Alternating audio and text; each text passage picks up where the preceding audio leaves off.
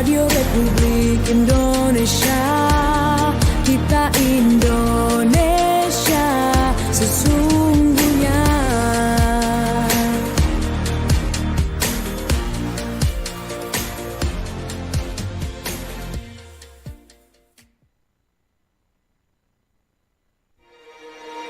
Bersatulah Indonesia, jangan pernah terpecah belah. Walau kita berbeda, walau kita tak sama, Radio Republik Indonesia, kita Indonesia sesungguhnya.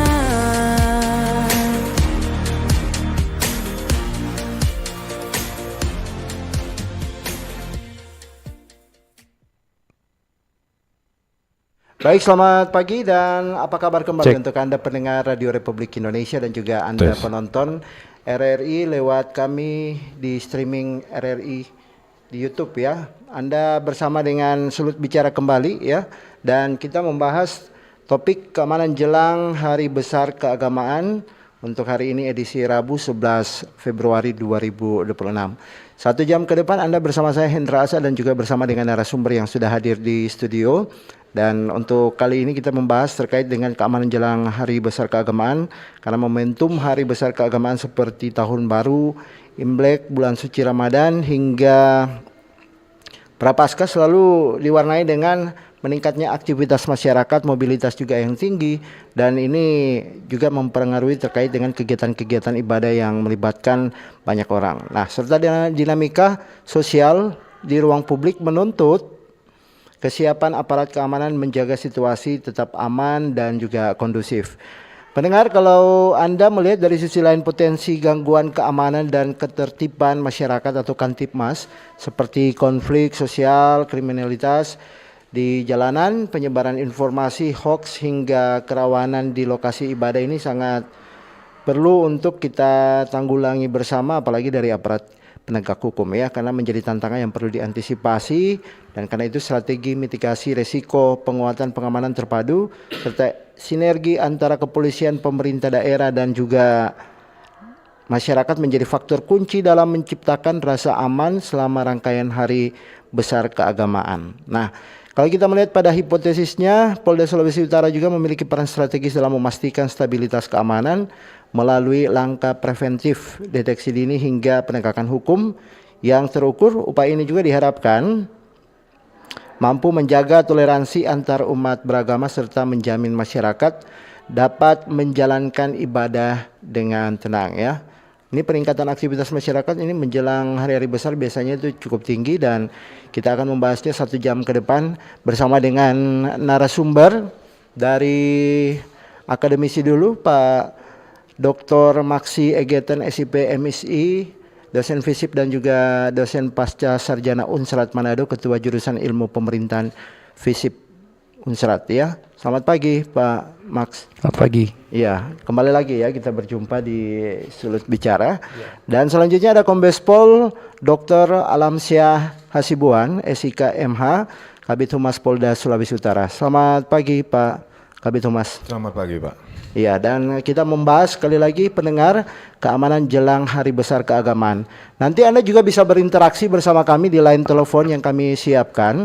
Anda bisa langsung di 082195835080 atau komentar Anda di YouTube RRI Manado. Nah, kalau kita berbicara tentang keamanan, ini pertama ya, kita awali dari Humas Polda Sulut. Bagaimana Pak ini kesiapan Polda Sulut dalam menghadapi hari-hari besar keagamaan, apalagi kan ini berturut-turut ya, dari mulai Natal, Tahun Baru, bentar lagi akan masuk puasa, dan Imlek juga ada, ini tanggal 16 dan puasa, serta nanti ada Lebaran. Bagaimana kesiapan yang dilakukan oleh petugas? Ini artinya perlu ekstra keras juga untuk personil-personil kepolisiannya, dan juga mungkin barangkali dalam sistem keamanan yang akan diatur begitu Pak. Silakan. Ya, terima kasih Pak. Assalamualaikum warahmatullahi wabarakatuh. Shalom, Om Swastiastu, Namo Buddhaya, salam kebajikan. Yang kami hormati dari Pak Moderator. Hendra, Pak. Pak Hendra ya, Iya. Pak Hendra dari RRI. Yang saya hormati Pak dari akademisi Pak Dr. Maksi. Yang kami hormati juga para pemirsa RRI yang sedang live ini Pak ya. Iya, betul. Di YouTube-nya RRI. Semoga kita dalam kondisi selalu sehat dan dilindungi oleh Tuhan Yang Maha Esa. Kami jelaskan terkait dengan penanganan ya, terkait dengan topik yaitu menghadapi hari besar ya. Iya. Kita ketahui bahwasanya di bulan ini ya ada 3 event ya. Iya, Prapaskah, Imlek dan puasa. bulan puasa Ramadan serta Idul Fitri. Nah, secara rutinitasnya agenda nasional, kita mengikuti agenda nasional ya. Bahwasanya memang ada menjelang terkait dengan perayaan besar ya, yaitu adalah Ramadan dan begitu juga Imlek. Imlek, Prapaskah ini kan dia tahunan. Ya, berulang-ulang, jadi masuk dalam agenda, tercatat dalam agenda nasional. Nah, ini kita antisipasinya adalah yang pertama ada kegiatan istilah rutin ya. Di kepolisian itu ada namanya istilah rutin. Kegiatan rutin. Kegiatan rutin itu kegiatan yang hari-harinya. Kemudian ada peningkatan apabila ada kondisi yang perlu ditingkatkan atau diperhatikan, yang disebut dengan kegiatan KRYD, kegiatan rutin yang ditingkatkan. KRYD ya. Namanya KRYD kalau kita bilang ya, kegiatan rutin yang ditingkatkan. Artinya adanya peningkatan terkait dengan mobilitas. Mobilitas ya. Karena kan mobilitas ini kan mohon maaf istilahnya ada anggaran terkait dengan penambahan personil dan segala macam, baik juga aktivitas sarana prasarana kan gitu. Kemudian ada juga yang disebut dengan operasi kepolisian. Nah, operasi kepolisian ini kita ketahui ya, udah biasa kita dengar bahwasanya kalau menyambut bulan Ramadan atau Ramadan dan Lebaran ya, Lebaran. Begitu juga dengan tahun baru ya. Kalau Lebaran itu namanya operasi ketupat. Operasi ketupat. Nah, itu dilanjutkan, disandingkan dengan kebijakan daerah. Yang namanya kalau di sini kalau nggak salah ketupat Samratulangi, gitu. Operasi ketupat Samratulangi. Nah, sebelum pelaksanaan operasi ya, biasanya ada namanya operasi cipta kondisi. Iya, cipta kondisi. Nah, cipta kondisi inilah yang gambarannya yang sedang kita lakukan, yaitu ada namanya operasi keselamatan. Nah, ini sedang berjalan terkait dengan salah satunya adalah fokusnya adalah terkait dengan pengguna. Ya, yang mungkin pengguna jalan, berikut juga dengan kejahatan yang terjadi. Ini yang mungkin bisa kita jelaskan secara secara luasnya ya, secara luasnya seperti itu. Baik, ini ada dari akademisi Pak Max, dari perspektif sosial ini mengapa momentum Hari Besar Keagamaan sering dikaitkan dengan terjadi yang namanya peningkatan kerawanan atau Kamtipmas gitu. Silakan Pak. Terima kasih Bung Hendra. Jadi sudah menjadi kewajiban negara untuk memastikan rasa aman dan nyaman bagi masyarakat. Nah, argumentasi logis yang mendasari pemikiran ini adalah bahwa keamanan itu memang wajib disediakan, apalagi di negara demokrasi seperti kita ini. Nah, keamanan dan rasa nyaman ini sebetulnya diperlukan masyarakat bukan hanya dalam konteks dia kegiatan sehari-hari, tetapi bagaimana keamanan itu dirasa tidak mengganggu upaya-upaya lain atau aktivitas yang dia lakukan.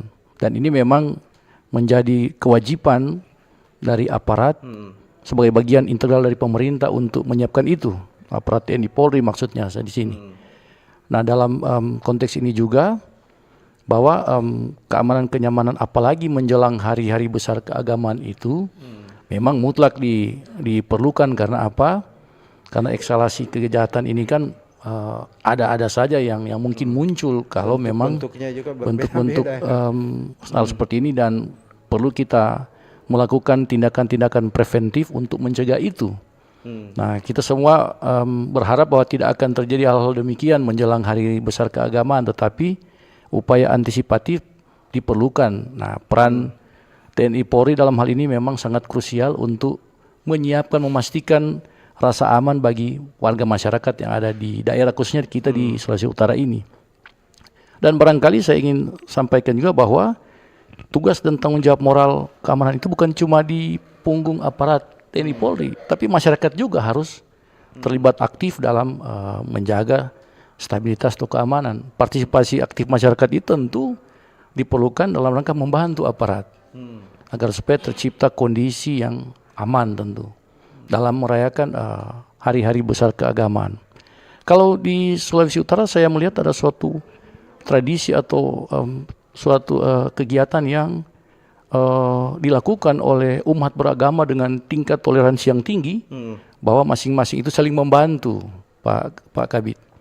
Misalnya dalam hari-hari besar seperti menjelang Lebaran, banyak teman-teman dari umat Kristiani yang turut membantu menjaga rumah ibadah, menjaga sholat Id itu, mengatur, membantu polisi dalam menjaga lalu lintas. Itu bagian dari upaya partisipasi masyarakat, membantu aparat menjaga keamanan agar supaya memang benar-benar warga masyarakat umat beragama yang merayakan itu memang rasa nyaman, ya, terjamin, tidak ada rasa ketakutan untuk merayakan itu. Jadi memang suasana ini memang sangat kondusif tercipta di Sulawesi Utara ini. Baik. Kami juga berharap bahwa hal ini akan tetap terjadi, tetap langgeng di menjelang hari besar keagamaan yang mungkin depan mata ada teman-teman kita atau umat muslim yang pada minggu ke depan akan memulai ibadah puasa dan pada bulan Maret ada hari raya Lebaran. Saya kira hal ini memang yang harus dimunculkan, dan memang peran aparat ini memang penting untuk dikedepankan, apalagi memang dalam konteks aparat ini menjamin agar supaya aktivitas masyarakat dalam melaksanakan kegiatan pelayanan publik bisa terjaga. Baik. Nah, oleh sebab itu memang dari kami melihat bahwa hal seperti ini memang mutlak disediakan dengan argumentasi tadi, dengan pemikiran tadi bahwa memang rasa aman dan nyaman itu harus disediakan oleh negara. Dalam hal ini aparat keamanan sebagai bagian dari eksekutif, bagian dari pemerintah. Memang ini harus. Ya. Kira-kira demikian Saya dulu. ke Kabid Humas, Pak, di sini kita melihat pada potensinya ya di Sulawesi Utara, apalagi di Kota Manado. Mohon maaf, ini lagi tren-tren juga ini yang ada terjadi di pasar, yang sekarang lagi viral di media sosial, yang terjadi di Sindulang. Kalau di pasar ini dihebohkan dengan kasus panawire dan lain sebagainya, ada dari pedagang di pasar dan juga masyarakat di sekitar. Sementara di Sindulang ini tarkam yang terjadi. Ini potensi-potensi ini sudah ada menjelang hari besar keagamaan, khususnya Imlek yang sekarang ini tinggal menghitung 4-5 hari lagi ke depan, dan juga untuk bulan puasa yang tinggal menghitung 1 minggu lagi untuk kegiatan ini. Potensi ini sudah ada. Bagaimana pengamanan? Apakah nanti di saat H-nya kita akan melakukan pengamanan? Dikatakan tadi ada operasi ketupat dan lain sebagainya. Potensinya seperti apa sebenarnya? Ya, untuk terkait dengan situasional tadi ya, ada namanya tarkam ya. Ada istilah, saya dengar juga namanya tarpok di sini ya. Oh iya, tarpok ya. Istilah itu macam-macam lah ya. Ada istilah tarkam. Kemudian konflik sosial lah kita bilang ya. Konflik sosial. Ini nggak bisa kita pungkiri nih hal seperti ini. Kalau kita bahas terkait dengan PKS ini ya, memang kalau dari kitanya kita sudah melakukan ya. Kalau terkait dengan maksimalnya itu tanda kutip Pak ya. Kalau terkait dengan maksimalnya. Namun upaya yang sudah dilakukan, kita udah dari mengarahkan satuan Polres. Polresta Manado ya. Berikut juga di backup dengan Polda ya, bersama-sama juga dengan ini untuk melakukan patroli gabungan. ya patroli gabungan itu kan menunjukkan kepada masyarakat bahwasanya keamanan itu penting gitu ya. Keamanan itu berharga gitu, istilahnya kan gitu. Ayo sama-sama kita jaga, itulah makna dari patroli itu kan. Namun ya memang tetap apabila itu terjadi, ya kita akan usut itu. Kita akan usut siapa pelakunya, ya kita akan tangkap. Kemarin juga sudah ada berapa orang ya sudah diamankan, sudah ditangkap terkait dengan pemicunya gitu ya, pemicunya yang terlibat, ya sehingga kasus seperti ini terus berulang gitu ya. Kalau kita lihat pengaruh yang paling besar adalah terkait dengan, mohon maaf istilahnya kita miras ya. Paling identik itu adalah biasanya terkait dengan PKS diawali oleh miras. Orang yang minum. Sebagian besar itu. Kemudian kedua ada kesalahpahaman mungkin karena mohon maaf ini sosial ya, anak muda ini ya, kecemburuan, keirian atau istilahnya masalah mental ini ya. Ini terkait dengan mental ini yang kita bilang cemburu atau istilahnya. Nah, pacaran akhirnya cemburu-cemburuan cemburu-cemburuan. Yang kita sesalkan itu adalah yang mungkin menjadi PR bagi kita itu, kenapa hal ini cepat membesar gitu. Seperti akhirnya beralih menjadi kampung ya. Itu tadi tarkam itu apa? Tawuran antar kampung. Namanya disebut tarkam. Jadi antar kampung gitu. Itu yang kita ini kan. Kok bisa kampung dengan kampung padahal diawali hal-hal yang seperti apakah kecemburuan antar persen dengan persen gitu ya, atau 2% dengan persen. Atau kelompok yang gambaran kecil bukan besar gitu ya.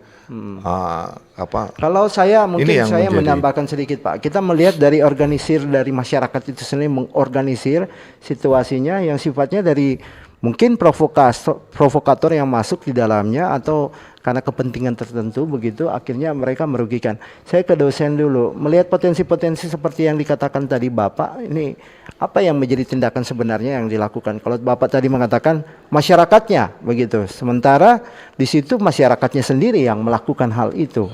Apa sebenarnya masyarakat yang melakukan untuk kondisi membantu pihak kepolisian dalam hal untuk pengamanan dan juga TNI begitu Pak? Ya, makasih Bung Hendra, Pak Kabid.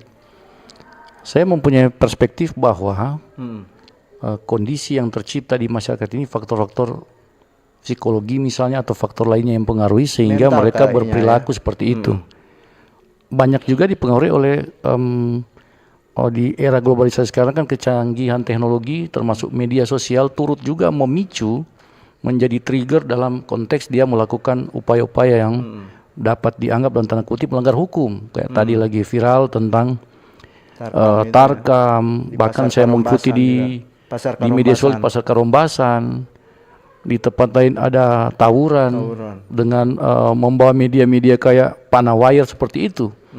Ini menjadi semacam autokritik terhadap aparat, mohon maaf, kepada aparat kepolisian bahwa ini sebetulnya tidak terjadi kalau ada upaya antisipatif, upaya preventif untuk menanggulangi itu. Barangkali hal-hal ini kan polisi memiliki perangkat untuk mendeteksi itu. Nah, cuma memang keterbatasan mungkin personil, mungkin anggaran juga perlu kita juga perlu melihat aspek-aspek seperti ini yang mungkin mempengaruhi sehingga upaya penanganan itu mungkin tidak lambat atau bukan tidak ada, tapi ada tapi lambat. Nah, masyarakat berharap sekarang bahwa hal seperti ini tidak lagi terjadi dengan adanya sistem yang bergerak, sistem kepolisian dengan perangkat-perangkat mereka yang ada, perangkat personil baru, alat-alat modern yang ada juga, sehingga bisa mencegah ini. Nah, di samping itu memang ada semacam usulan Pak Kabid, ada diskresi yang harus diambil oleh kepolisian misalnya, ya diskresikan tindakan yang tidak melanggar aturan ini, bahwa dia harus koordinasi dengan pemerintah, apalagi di tingkat kelurahan ya, membuka line-line telepon dan sebagainya. Kalau ada seperti itu maka dilaporkan kepada pihak kepolisian dengan membangun posko-posko di tiap kelurahan agar supaya ketika ada pergerakan untuk melakukan hal-hal yang kira-kira mengganggu keamanan atau stabilitas itu bisa dicegah atau bisa ditindak kalau memang itu terjadi. Nah memang hal seperti ini Pak Kabid ini bukan tidak mungkin terjadi, ya. Kita berharap bahwa ini tidak terjadi, tetapi di era globalisasi seperti ini, dinamika masyarakat perkotaan yang tinggi, pengaruh-pengaruh saya bilang tadi, pengaruh medsos juga, ini faktor-faktor yang mempengaruhi menjadi pemicu ketika terjadi hal-hal yang mengganggu kira-kira stabilitas keamanan. Makanya memang dari kami juga mengamati, memantau, kami memberikan dukungan moral terhadap aparat, tapi juga masyarakat harus terlibat aktif dalam upaya-upaya menanggulangi hal-hal yang menyebabkan itu tadi gangguan Kaptimas. Memang seperti Pak Kabid, masyarakat sekarang kan apalagi di pasar-pasar. Pasar ini pusat kegiatan ekonomi. Ya. Iya, betul, saya mengikuti medsos, bukan malam, siang malah terjadi tawuran atau perkelahian dan sebagainya, sehingga ini kan di blow up oleh masyarakat ini kan, masyarakat banyak mengetahui hal seperti ini. Nah, bahkan banyak, kalau kita banyak kritik, tarkamnya ya Pak. Tarkam banyak, memang terus terang banyak pertanyaan-pertanyaan di media sosial, mana aparat, apakah memang mereka hadir atau tidak dalam menangani persoalan ini. Makanya argumentasi saya sampaikan tadi bahwa ini kewajiban dari aparat untuk hadir, menciptakan rasa aman dan nyaman di tengah masyarakat. Itu memang sudah menjadi kewajiban. Nah, tetapi jangan membiarkan juga aparat itu bekerja sendiri-sendiri. Masyarakat dong harus turut serta membantu. Karena apa? Karena keterbatasan personil, kemudian tingkat kerawanan ini juga kan bukan diharapkan oleh semua, apalagi aparat kan. Kadang-kala itu terjadi begitu saja. Ya, jadi menurut saya bahwa ini suatu hal yang perlu disikapi, apalagi menjelang hari-hari besar keagamaan ini, termasuk yang diwaspadai itu di masalah cyber juga Pak. Ya, banyak juga kan pengaruh di medsos, ada provokasi dan sebagainya. Ini media sosial ini turut mempengaruhi mindset perilaku orang sekarang, apalagi kalau sudah viral. Kadang-kala justifikasi ada di situ. Ke Pak Max, ini kita melihat kronologinya kalau di pasar Karombasan ya. Artinya kita melihat tatanan pasar yang mungkin salah satu yang menjadi keluhan sebenarnya, dan akarnya mengakar juga dari permasalahan-permasalahan yang sifatnya penjualnya yang terlalu berjualan di jalan, yang mengganggu aktivitas di jalanan, artinya pengguna kendaraan, dan juga mungkin aktivitas masyarakat ekonomi yang lain seperti yang mereka yang akan berbelanja, yang akhirnya di situ terjadi percekcokan. Penataan sifatnya ini kita dilihat bukan dari polisi saja yang melakukan pengamanan, tapi pemerintah, dalam hal ini pemerintah kota maupun kabupaten, ketika terjadi yang namanya aktivitas ekonomi, tatanan-tatanan ini apakah perlu diatur akhirnya supaya menimbulkan keamanan situasi dalam pasar begitu, supaya aman begitu, bukan hanya dari pihak kepolisian, oh nanti ada konflik baru polisi datang. Padahal sebenarnya kondisi-kondisi yang pasar Karombasan acap kali terjadi karena penjual yang menjual di badan jalan, bukan lagi di lokasi dalam pasar, yang memicu terjadi yang namanya perselisihan dan akhirnya konflik, terjadilah yang namanya perkelahian dan mungkin tawuran antar warga begitu. Ya, jadi khusus untuk pasar, saya kira tata kelolanya yang harus dibenahi. Karena manajemen pengaturan itu kan sudah ada di PD Pasar. Tentu dia harus bersinergi dengan aparat dalam hal ini ya. Kalau memang dia tidak mampu, minta bantuan ke aparat kepolisian, tetapi sebetulnya di situ kan sudah ada sistem yang harus diatur, termasuk tadi kalau memang mengganggu aktivitas masyarakat lain, kenapa berjualan di jalan? Ini kan terjadi karena ada faktor-faktor pungutan tambahan terhadap para pedagang. Dibiarkan mereka berdagang di badan jalan Pak Kabid, justru ini mengganggu aktivitas masyarakat lain, pengguna jalan, sehingga mungkin ada sesuatu hal yang terjadi kalau dia bersinggungan di situ, maka terjadi konflik seperti itu. Yang kedua, memang perlu juga aparat hadir di situ, karena aktivitas pasar ini kan setiap hari ini aktivitas ekonomi dengan berbagai masyarakat, banyak sekali yang hadir, masyarakat heterogen ini yang muncul ke situ, sehingga ada perputaran. Nah, kalau di pasar saja terjadi gangguan keamanan, menimbulkan potensi kerawanan, maka ini tidak menimbulkan rasa aman ke masyarakat. Karena ini faktor vital ini, Betul. pasar ini, aktivitas Saya setuju, ekonomi Pak. di situ. Jadi kami juga berharap bahwa ini segera dibenahi. Tentu ada sinergitas antara pihak pemerintah daerah, PD Pasar dengan aparat kepolisian untuk menangani ini. Harus ditangani. Apalagi menjelang hari-hari raya keagamaan, Pak Kabid, Bung Hendra, barangkali ini perlu diantisipasi karena pas menjelang hari H nanti itu masyarakat akan memerlukan bahan-bahan membutuhkan untuk persiapan-persiapan menjelang hari Lebaran, hari raya, untuk makanan, minuman. Tentu pasar ini jadi faktor utama, paling strategis, paling krusial untuk mendukung Pak Kabid. perayaan Lebaran itu. Saya ke Pak Kabid ini. Pak Kabid menyikapi terkait dengan situasi di pasar ya. Saya juga memang suka jalan-jalan di pasar, bukan berarti tidak, karena juga sebagai seorang jurnalis kita melihat pada situasi kondisi yang ada di masyarakat. Saya melihat di sana situasinya bahwa setiap penjual memang sudah diatur, tapi ada yang melawan, akhirnya mengganggu situasi. Ini kan pada posisinya tempat jual ikan di sini, dia jualan di tempat sayur, yang akhirnya ini membuat persaingan dan juga perselisihan akhirnya di dalamnya. Polisi tidak hadir di situ. Nanti di saat ada konflik baru hadir. Sementara tadi dikatakan bahwa perlu adanya perhatian dari pemerintah kabupaten atau kota yang ada di situ lewat PD Pasar dan juga pihak keamanan, dalam hal ini kepolisian.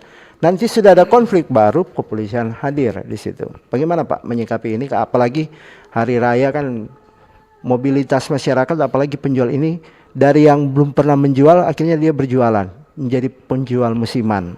Seperti apa yang akan disikapi dan dilindungi bagi konsumen-konsumen agar supaya tidak tercipta yang namanya konflik, begitu Pak? Silakan. Ya, terkait dengan permasalahan seperti ini ya, kita sadari Pak, bahwasanya tuan kita kan masyarakat nih Pak. Juragan kita adalah masyarakat, ya, yang artinya kita melayani masyarakat. Kita yang bantu masyarakat Pak. Kita yang bantu masyarakat, kita masuk ke masyarakat. Artinya mengikuti apa kemauan masyarakat. Bagaimana kemauan masyarakat, maka ya tanda kutip positif artinya. Makanya kadang perlakuan atau polisi ini kadang berbeda-beda. Di Sumatera Utara beda, di sini beda, di sini beda, dan artinya menyesuaikan dengan budaya dari masyarakatnya. Kemudian yang kedua terkait dengan masalah konflik tadi, kita ketahui memang konflik hukum ini Pak, memang aturan ini kan apabila terjadi Pak, pelanggaran baru hukum berlaku kan begitu ya. Nah kalau seandainya yang terkait dengan masalah yang di pasar ini kan sudah diatur mungkin secara di pemerintahan sudah diatur. Iya ada regulasi. Kan ada di sana juga ada dinasnya, dinas pasar gitu ya. Kemudian ada ditunjuk juga kepala pasar. Ada juga Pol PP ya. Ya itu memang ranahnya pemerintahan. Itu dia punya stafnya itu adalah Pol PP. Nah itu kan udah ada aturan. Apakah itu diatur dalam undang-undang, kemudian di breakdown menjadi peraturan daerah gitu, gubernur, bupati, dan gitu sampai perdes. Itu udah diatur dan itu suatu kesepakatan gitu ya. Suatu kesepakatan karena itu kan aturan-aturan itu kan mohon maaf istilahnya harus persetujuan dari wakil rakyat ya. Nah, memang kekurangan kita, gambarannya mohon maaf istilahnya, tidak masuk ke ranah situ. Kadang kita nggak masuk ke situ pun kadang kita juga salah posisi barangkali. Iya, bukan ini belum terjadi macam tadi itu ya. Artinya kita memang sosialisasi, preemptif namanya Pak. Preemptif. Ya, preemptif. Kemudian kalau preventif kan kita patroli. Jangan sampai ada ketemu namanya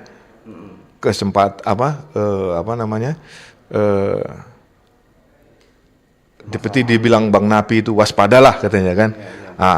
Istilahnya kesempatan dan Oh iya betul. Aduh, waspada terhadap itu kesempatannya itu ya. Yang kadang-kadang datang secara tiba-tiba ya. Begitu. Iya. Jadi ada pertemuan hal itu, ya. Artinya, ya, memang biasanya kita, mohon maaf, telah terjadi. Akhirnya kita mengumpulkan. Baru ada tindakannya begitu. Mengumpulkan apa namanya? Kalau bisa dicegah memang cegah, Pak. Kalau memang bisa dicegah kita akan cegah. Namun apabila terjadi, biasanya kita mengumpulkan mana? Kumpulkan dari pihak pedagang, contohnya gitu ya, dari pihak pasar. Kita akan temukan bagaimana penyelesaiannya, bagaimana yang baik. Bagaimana yang ini, nah kemudian kan nanti kan di situ muncul kesepahaman, dan mungkin kesepahaman itu bisa menjadi suatu aturan ke depan. Contohnya nih, apalagi kan menjelang Ramadan nih, menjelang Ramadan kan mohon maaf, bukan hanya Ramadan saja, mungkin pada saat panen raya, contohnya seperti itu. Salah satu contoh kita lihat nih durian nih, durian kan awalnya kan di pinggir jembatan, karena tidak rapi, tidak tertib, akhirnya ke badan jalan. Digeser ke ruko. Kan gitu ya, di ruko dibikin terataknya segala macam. Nah, karena panen raya segala macam kan, ini banyak dari masyarakat kita yang menggunakan peluang ini untuk mendapatkan perekonomian kan gitu, keuntungan ekonomi gitu istilahnya, berjualan kan akhirnya di jalan lagi. Kita tahu kan itu mengganggu kemacetan dan segala macam. Nah, mungkin inilah gambarannya tugas dari pemerintah, barangkali ya kita bersama-sama dengan pemerintah mencari solusi. Apabila dengan keadaan yang tadi saya bilang tadi itu ada rutin gitu kan, ada ini barangkali juga ada penyelesaian atau solusi. Kalau seandainya dalam kondisi biasa pedagang tuh begini gitu, diatur gitu kan ya. Kalau seandainya dia tidak dalam keadaan tertentu itu ya yang rame gitu ya, dengan itu ada solusinya gitu ya. Sudah diatur di sistemnya sudah jalan. Saya kira akan lebih bagus. Artinya apa? Menghindari daripada terjadinya yang kita tidak inginkan. Mohon maaf istilahnya kita bilang kejahatan ya, pidana lah kita bilang ya. Jangan, karena pidana itu kan kejahatan ada dua Pak ya, pelanggaran dan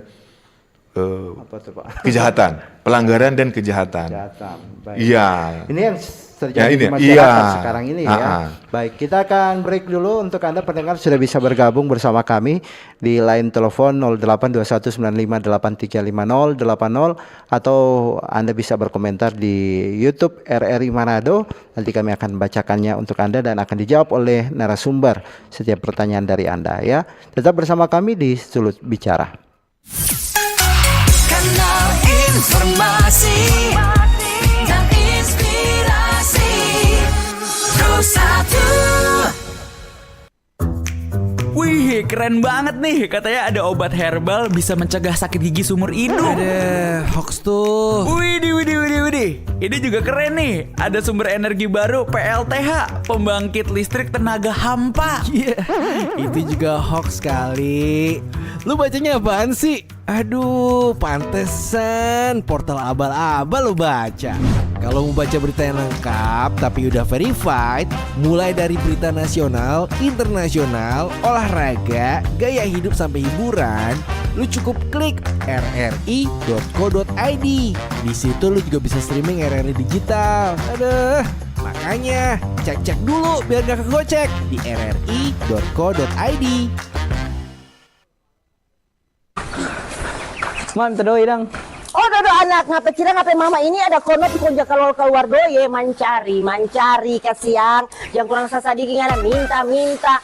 Jadi anak muda yang cuma angkat kaki dudu banyak sebenarnya yang boleh ngoni mau baking kasiang anak. Ngana cuma mau dudu minta buka tangan ingat lebih baik tangan di atas daripada tangan di bawah. Mencari nggak perlu jauh-jauh banyak. Apa perlu jadi mama? Orang mau usaha mau jual kacang tore ini anak supaya itu doi tore mau masuk pakai otak ya. Kesuksesan tidak lahir dari keberuntungan, melainkan dari kerja keras dan ketekunan. Halo RRI. Halo RRI. Iya, halo RRI. Budi semua bisa sampaikan semua keluhan masalah atau informasi melalui SMS, WhatsApp, dan media sosial secara langsung di 0816 16 12 121 setiap hari Senin dan Jumat pukul 10 pagi sampai pukul 11 siang waktu Indonesia Tengah. Suarakan masalah Anda dan temukan solusinya bersama Halo RRI. Halo RRI. Kanal informasi dan inspirasi Terus 1. Kalau kita berbicara tentang jelang hari besar keagamaan, kemarin di hari Natal RRI juga memantau situasi dengan pihak kepolisian, TNI dan juga dari pemerintah. Ada pos-pos terpadu yang dibangun ya. Pos terpadu dalam hal operasi lilin di beberapa titik lokasi di pusat kota. Tapi ini paling banyak di pusat kota, di pasar-pasar sedikit yang ditaruh pos pengamanan di situ. Yang nanti padahal sebenarnya kalau dibilang tingkat keamanannya paling rawan untuk yang sifatnya cepat tercipta yang namanya konflik itu terjadi di pasar biasanya. Kalau untuk yang sekarang ya Pak ya, kita melihat pada kondisi itu. Dari bidang humas nanti akan bisa menjawabnya, dan juga dari akademisi Unserat Manado ada Pak Max juga nanti akan menjawab apa yang sebenarnya harus dilakukan untuk menyikapi hal ini. Sudah ada penelpon, kita respon dulu Anda yang bergabung. Selamat pagi RRI. Ya, selamat pagi. Ya, dengan Pak siapa di mana? Saya dengan Cliff dari Desa Motoling, Kecamatan Motoling, Minahasa Selatan. Oke, Pak Cliff, silakan Pak Cliff. Oke, selamat pagi untuk kedua narasumber dari kepolisian, bahkan dari unsur akademisi ya. Iya, Ya, pagi. Begini kan, Kota Manado kan terkenal dengan apa ya? Sekarang sudah viral-viral tawuran begitu kan, bapak-bapak, apalagi di Panawayer. Tapi sebetulnya begini, kami sebagai masyarakat itu memberikan masukan kepada kepolisian itu, ketika sudah ada konflik begitu kan sudah tahu kan mana tempat-tempat yang so rawan, kayak di Manado Utara ya, di Kombos Timur, Parigi 7 situ kan sering terjadi. Ini sekedar masukan Bapak begini kan.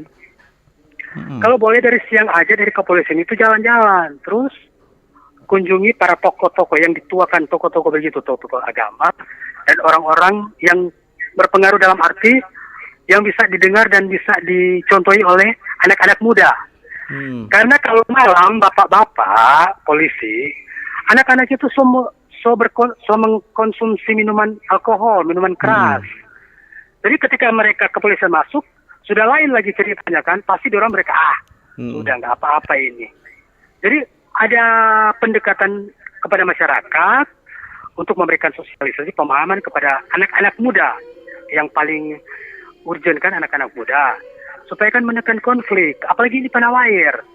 Karena barusan terjadi lagi ada pembunuhan di sana kan, di daerah, pokoknya di bagian Indonesia, Manado bagian utara sana, rawan. Jadi konflik saja begitu, jangan nanti sudah terjadi perkelahian, konflik, baru polisi hadir. Itu sebetulnya tidak menyelesaikan solusi. Jadi mesti digandeng para tokoh-tokoh agama, tokoh masyarakat yang ada di tempat itu. Jadi ada sifat pencegahan di situ, Bapak. Jangan nanti sudah memanas, akhirnya kayak mau perang. Dan terakhir, ini kan wewenangnya dari kepolisian, Kamtibmas. Tapi kenapa kok ada TNI? Sempat dengar sih dari teman-teman di bagian sana. Mereka kan itu sempat tidak termasuk kan. Kenapa sudah ada TNI yang sempat berpatroli? Sempat ada anak muda, dia pulang, terus ketemu dengan 4-5 personil. Akhirnya babak belur. Padahal si oknum itu, orang itu, si pemuda itu tidak terlibat. Makanya tolong ada Forkopimda disampaikan. Karena ini sangat berbahaya juga kepada masyarakat. Setahu saya kan TNI itu kan hanya dikhususkan untuk pengamanan kalau memang sudah rawan atau memang untuk konflik antar Kami negara. sudah tangkap maksud Anda ya Pak Cliff yang ada di Dan juga mohon Motoling. ya dari bapak-bapak kepolisian bisa dipetahkan mana tempat-tempat yang rawan, langsung hadir di tengah masyarakat. Jangan nanti malam. Nanti itu kan sudah lain cerita. Kalau mengkonsumsi alkohol kan anak-anak sudah tidak ada yang takut lagi. Baik, Supaya Mbak. ada pendekatan kepada masyarakat, terutama anak muda. Mungkin Baik. itu masukan dari saya masyarakat Timsel. Terima kasih. Dan Ya, terima kasih. Selamat pagi Pak Cliff yang ada di Minahasa Selatan, Motoling ya. Jauh yang bergabung kali ini. Ada juga penelpon berikutnya yang mau bertanya. Silakan di 082195835080. Selamat pagi RRI. Selamat pagi. Iya. Selamat pagi, dengan Pak siapa, di mana Pak? Dengan Pak Sagai dari Bitung. Pak Sagai. Pak Sagai di Bitung, Pak, bisa sedikit menjauh dari pesawat radionya? Atau bisa dikecilkan sedikit Pak Sagai? Baik. Boleh. Oke. Nampaknya sudah bisa Pak, silakan. Ya. Ya, menyikapi apa yang menjadi topik, lebih secara khusus Kota Manado, kita kira usul, ini kan jumlah anggota kepolisian sekarang kan banyak. Iya. Jadi untuk petugas-petugas Kantipmas, Babin Kantipmas, ya biasanya kan satu kelurahan satu. Tapi kalau melihat daerah-daerah tertentu yang rawan, mungkin ditempatkan 2 sampai 3 orang petugas Babin Kantipmas di situ, agar supaya dengan banyak anggota, hal-hal yang akan terjadi masih di titik awal itu sudah dapat dideteksi, terutama kumpulan-kumpulan anak muda atau rombongan motor-motor yang bonceng 3, bonceng 4, itu jadi satu tanda-tanda ini mau arah kemana ini anak-anak ini. Kan seperti itu, supaya karena petakan daerah-daerah yang sulit, maka segala hal yang terjadi kemudian sudah dapat dideteksi lebih dulu, agar supaya jangan nanti pecah dulu baru masuk. Jadi sebelum terjadi dapat dideteksi. Baik. Tidak semua wilayah, cuma daerah-daerah khusus yang rawan dipetakan, dan di situ ditambah tenaga kepolisian Babin Kantipmas agar supaya kerjasama dengan lurah dan camat sehingga betul-betul tim itu boleh berjalan dengan lancar. Baik. Tak kira cuma itu yang boleh masukkan kaitan dengan topik ini. Ya, terima kasih banyak Pak Sagai yang ada di Bitung atas masukan dan juga nih pertanyaannya, ada berapa juga yang ditanyakan.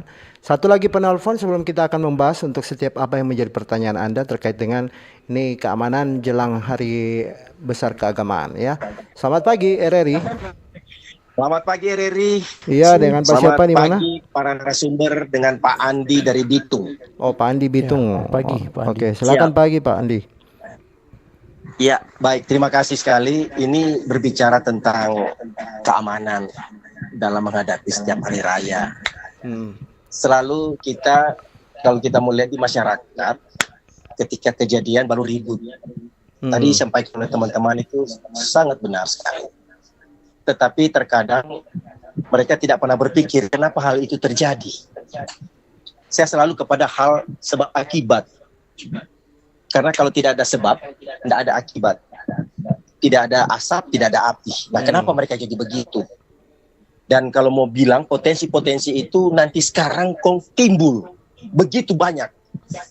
Orang bajaran dijambret, orang jualan di jalan dicopet, kemudian motor dicuri.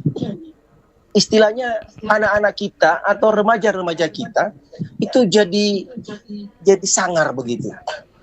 Ya, kenapa hal itu terjadi? Pernahkah orang berpikir demikian? Dan kalau kita mau bilang, nanti sekarang baru hebat seperti ini. Betul. Sadis orang mau bilang. Hampir boleh dikata anak-anak kita stres. Nah, akhirnya timbul pola-pola di mana-mana terjadi kenakalan. dan hampir sebagian besar para residivis. Ya kan? Betul. Nah, itu semua tadi diusulkan oleh teman-teman. Saya bilang, semua itu pakai doi. Nggak ada suatu operasi di mana-mana, mau di dunia, tanpa ada dana dari pemerintah. Di Bitung dulu begitu. Saya yang berbicara di WA grup pemerintah, saya bilang, mau atasi itu cuma pakai doi. Bukan pakai doa. Kenapa? Ya, tentu harus diciptakan ada operasional. Nah, di situ kan ada biaya. Dan kita mau bilang, ini kesalahan ada banyak di kejadian sekarang ini. Pertama orang tua, kedua sekolah, ketiga gereja. Kalau dia Kristen, gereja. Kemudian pemerintah. Terkadang orang bilang, oh pemerintah hadir. Masa jadi baru hadir. Kenapa orang tua? So susah mau didik anak-anak. Di sekolah saja mau pukul, mau perintah, mau keras, so susah. Kena pasal itu guru. Jadi kembali kepada orang. Nah sekarang mau dituntut ada apa semacam operasi di mana-mana. Itu mesti pakai doi. Mana ada motor mau bajalnya mau isi bensin. Mana ada orang mau bekerja tanpa kasih makan. Baik. Makanya para dewan itu berpikir sampai di mana untuk patroli harus pakai doi. Ini bicara jujur, jangan terlalu malu. Memang fakta, di Bitung jadi aman karena apa? Ada operasi garnisun. Sama dengan di Manado, harus ada operasi garnisun. Kenapa? Ada tentara, ada polisi, ada Pol PP, ada segala macam. Itu karena ada biaya yang dikucurkan. Kalau tidak pakai biaya, orang nih mau. Terima kasih, selamat pagi. Oke, terima kasih ya. Selamat pagi kembali untuk Pak Andi. Ini masukannya bagus sekali dan nanti juga ada hal-hal yang perlu ditambahkan nanti dari narasumber ya. Baik, saya ke Pak Kabid Humas. Ini Pak, sudah ada 3 penanya. Kalau disikapi seperti apa nih Pak? Masing-masing ini memiliki masukan dan juga ini memberi pertanyaan kepada pihak kepolisian juga terkait dengan selalu nanti terjadi baru ditindaki begitu. Silakan Pak Kabid Humas. Ya, terima kasih. Saya menyikapi dari 3 pertanyaan ya. Saya sapa dulu nih Pak Klip dari Minut, Pak Minsel Pak, Minahasa Selatan. Minahasa Selatan, Pak Sagaye dari Bitung, Pak Andi dari Bitung juga ya. Kalau saya menyikapinya Pak terkait dengan kejahatan, kemudian PKS yang terjadi gitu ya, konflik-konflik sosial, ini ya pelakunya kan gitu ya. Kalau kita analisa itu kan, kita teliti itu kan terjadinya itu kan antara persen kelompok dan kelompok gitu ya. Nah kita tadi manusianya gitu ya. Memang benar, memang ini tugas kita yang apa namanya, yang berat ya. Seperti yang tadi disampaikan sama Pak Maksi ya, Pak Maksi bahwasanya pengaruh medsos Pak ya. Kemudian ada juga tadi bahasa istilahnya konsumsi apa namanya, miras. Miras ini seperti apa gitu ya. Iya, lagi-lagi tadi dikatakan Pak Cliff yang melatar belakangi rata-ratanya juga ya pengaruh miras akhirnya miras yang ada di kampung-kampung ya Pak. Ya, akhirnya anak-anak muda atau masyarakatnya di luar kendali, lain lagi ceritanya gitu. Di awal bagus-bagus gitu ya, saling menghormati. Dengan pengaruh miras akhirnya malah saling mencela atau malah terjadi perlawanan atau tidak menghormati kan begitu ya. Tidak. Kemudian tadi ditanyakan Pak Cliff juga nih Pak terkait dengan pendekatan kepolisian ke kelompok masyarakat tertentu yang sifatnya mereka ini orang-orang yang suka berkelahi atau apa. Apakah dilakukan pendekatan? Saya ke Minahasa Selatan sempat juga di kampung saya, Kapolsek di sana. Dia duduk bareng dengan mereka yang lagi minum, ngobrol-ngobrol, tapi dia bukan sifatnya minum saja, tapi dia ini awas yang nggak pakai knalpot tracing. Ada tindakan upaya-upaya yang sudah kita lakukan Pak, terkait dengan preemptif ya. Preemptif itu ada namanya door to door system. Babin Kamtibmas itu dari rumah ke rumah, ya kemudian kedua menjadikan ada sosialisasi, ya. Sampai ke sekolah-sekolah, go to school, bahkan go to university, ya mahasiswa juga kita masuk juga ke sana itu untuk memberikan sosialisasi, ya terkait dengan masalah hukum kan gitu, apa namanya jangan sampai sosialisasi pidana contohnya, jangan berbuat begini, jangan berbuat begini, ini tidak baik seperti itu. Ya, atau kalau di universitas kan mungkin terkait dengan unsur-unsur pasal-pasal atau bisa menjadi penelitian tuh, jangan sampai terjadi contohnya undang-undang ITE atau TPPO dan gitu ya.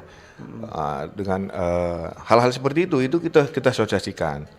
Kalau dikesinambungkan dengan tadi Pak Sagai juga di Bitung yang mengatakan bahwa ini kerjasama yang dilakukan sebenarnya yang harus ada dari pemerintah dan ini masukan bagus Pak dari dari Pak Sagai, Babin Kamtipmas ya, yang biasanya satu desa atau satu lurah, satu orang, mungkin deteksinya ini yang gambarannya mungkin dari masukan dari Pak Sagai ini kurang kali ya. Kurang gitu. Contohnya anak-anak bonceng 3, bonceng 4, kadang rame-rame. Nah, itu perlu disapa atau dipertanyakan, ditegur atau disosialisasi, disambang seperti itu ya. Nah, ini memang kami akui kalau memang ini terjadi kekurangan, ya kami akui lah memang itu kekurangan kami.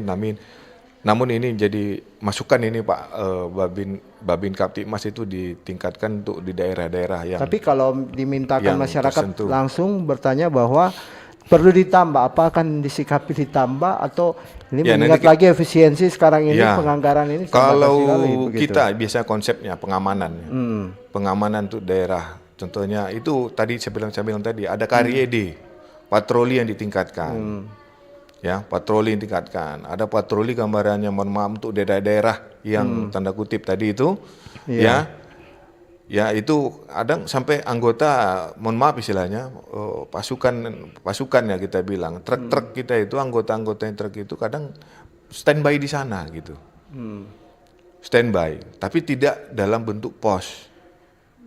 Karena kalau pos kan nanti anggarannya lebih bertambah lagi. Iya, itu tadi ya. Mohon maaf ini. Aduh, kalau ngomong anggaran agak sensitif ini, Pak. Iya, nggak baik kan, malah kita yang dinilai negatif gitu ya. Ya, karena dulu kan kita berjuang modal darah dan ini ya, istilahnya seperti itu. Kalau saya mungkin juga menambahkan di sini tadi ditanyakan oleh Pak Cliff ya, terkait dengan kewenangan ketika Polri ini melakukan pengamanan, tapi kenapa ada TNI juga di sana? Sementara TNI kan punya kewenangannya sendiri. Ditambah Kabid Humas. Ya, terkait dengan. Apakah memang sudah tidak bisa lagi kendalikan, akhirnya minta bantuan ke TNI atau bagaimana begitu? Atau memang TNI sebenarnya sifatnya sejajar, tapi beda saja untuk tindakan-tindakan hukumnya atau bagaimana? Ya, untuk TNI sifatnya hanya mendukung saja. Membantu ya. Ya, mempertebal artinya ya. Kalau seandainya nanti hal yang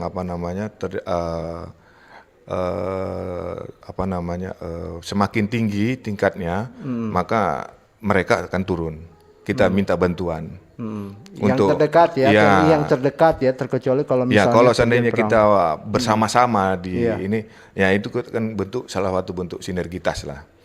Sinergitas kita dalam hal TNI Polri untuk bersama melindungi masyarakat lah, istilahnya seperti itu. Kalau tadi Pak Cliff mengatakan bahwa TNI sendiri katanya bikin pengamanan, akhirnya pemuda yang tidak tahu apa-apa dan tidak masuk dalam konflik tiba-tiba dihantam, dihajar dan lain sebagainya.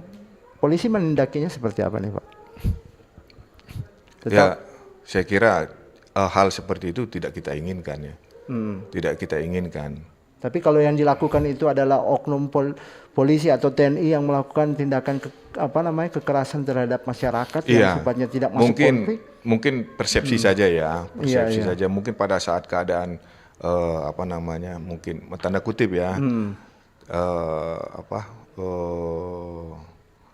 keadaan situasi yang tidak kondusif di atas normal ya kita bilang ya, meningkat istilahnya, mungkin ada terjadi dorong-dorongan atau istilahnya pelarian seperti itu.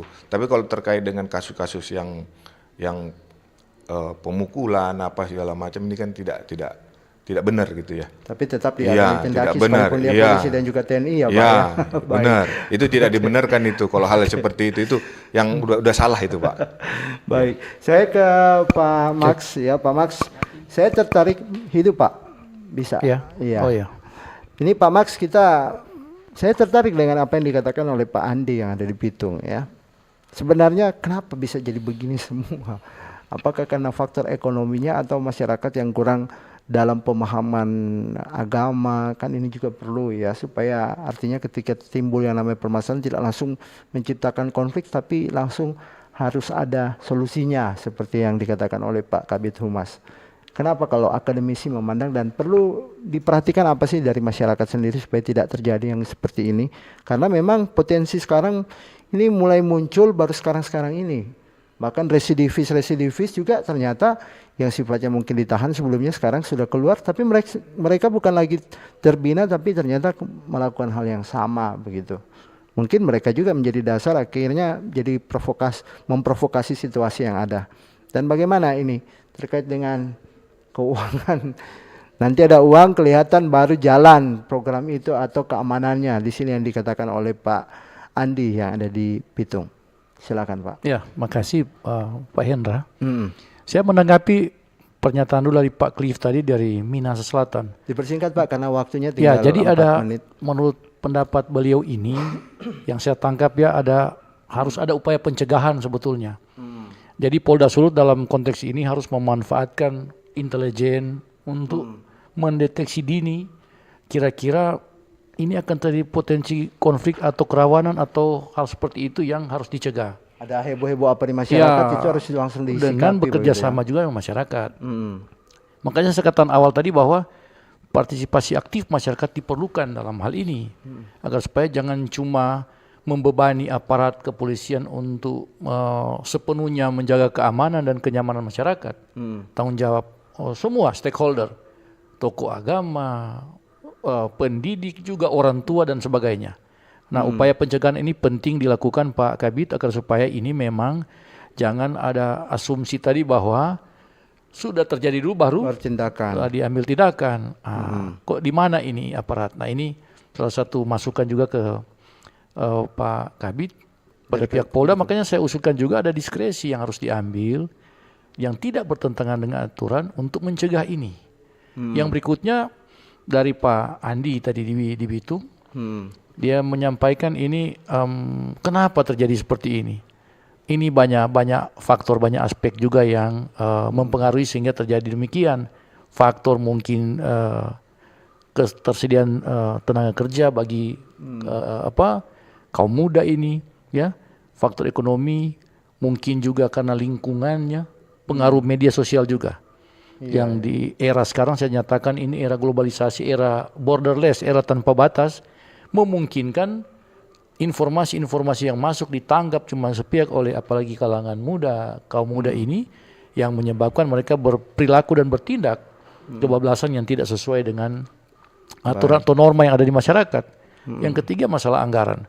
Saya kira kalau memang ada usulan ini dari DPRD di kabupaten kota ya untuk kira-kira menyisihkan anggaran keamanan, walaupun memang lagi susah mereka ini karena dana transfer daerah juga dipangkas, efisiensi dan sebagainya, itu boleh-boleh saya terjadi untuk membackup aparat keamanan, ya karena memang betul tadi faktor uang itu penting sekali dalam memobilisasi, menggerakkan aparat ini. Tetapi kalau memang uang sangat minim, bukan berarti kita aparatur negara itu diam atau tidak bertindak, Pak. Saya juga sebagai aparatur negara, sebagai bagian dari pemerintahan ini, ya kalau memang minim sekali makanya mohon maaf, juga kalau dia minim, gitu ya. kemudian kita diam kan kita stagnan itu kan tidak boleh juga. Baik. Karena ini memang kewenangan masing-masing. Dan berikutnya peran TNI. TNI ini kan fungsinya di bidang pertahanan, tapi boleh-boleh saja mereka masuk di BKO kan ke polisi untuk membantu keamanan. Bisa, mengapa tidak? Kan memang itu yang jadi tugas negara. Karena TNI kan bagian dari pemerintah juga. Kita bagian dari eksekutif yang memang harus punya tanggung jawab untuk membantu kepolisian menjaga keamanan. Yang penting adalah masyarakat ini berharap bahwa tercipta keamanan, kenyamanan. Di negara demokrasi seperti ini kan itu faktor utama, Pak. Apalagi tadi ada masukan di YouTube, di WA bahwa para pendatang juga khawatir. Ada mendengar semua apa yang terjadi di yang kota lagi tren Manado sekarang ini itu PEX ya. Ya, seperti itu. PEX. Ini mempengaruhi investasi, mempengaruhi wisatawan juga dan sebagainya. Religi juga ya. Karena yang mereka lihat justru pertama itu nyaman atau aman enggak di suatu daerah itu. Nah, ini penting juga untuk disikapi oleh aparat keamanan dan kita mendorong dan mendukung aparat keamanan dengan segala apa yang ada sekarang, sistem yang ada, perangkat yang ada untuk sama-sama membantu menciptakan keamanan. Jadi ada semacam perlindungan, ada proteksi terhadap masyarakat agar supaya waktu tercipta ini, Pak, kita sudah kenyamanan. berada di Saya bagian kira akhir. demikian. Iya. Dan di sini ada yang bertanya dari Raski Kurniawan ya, izin misalkan ada ancaman penikaman atau begal yang kita alami, apakah kita sebagai korban bisa membela diri yang mungkin bisa melukai atau mematikan penyerang kita? Terima kasih. Terima kasih. Dan ini penanya terakhir, nanti akan dilihat-lihat dulu ya Pak ya di YouTube RRI, bisa ditanggapi atau apa, karena kita sudah berada di bagian akhir. Sudah lewat 1 menit dan kayaknya saya rasa harus mundur diri dari ruang dengar Anda karena kita saat lagi akan mendengarkan Indonesia Raya. Dan terima kasih kepada narasumber, masih banyak yang mau ditanyakan dan dijawab ya.